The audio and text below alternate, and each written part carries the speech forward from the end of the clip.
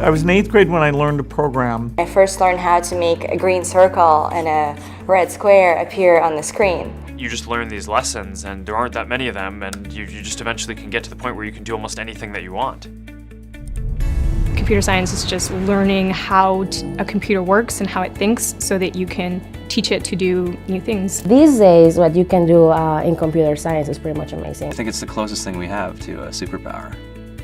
In the next hour, we're going to play a game that will teach you the basic concepts of programming. Usually programming is all in text, but we'll use Blockly, which uses visual blocks that you drag and drop to write programs. Under the hood, you're still creating code. To start off, we're going to build code for a program that will help this angry bird move through a maze to get to the evil pigs that stole its eggs. Blockly is split into 3 main parts.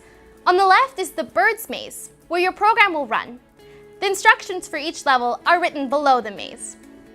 This middle area is the toolbox, and each of these blocks is a command that the bird can understand.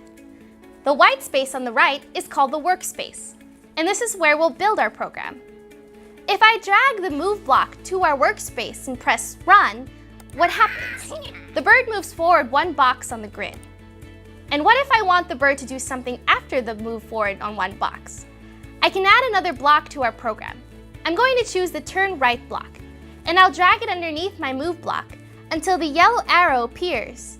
And then I'll drop it and the 2 blocks will snap together. When I press run again, the bird will perform the commands that are stacked from top to bottom on our workspace.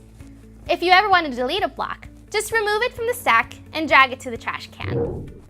After you've hit run, you can always hit the reset button to get the bird back to the start.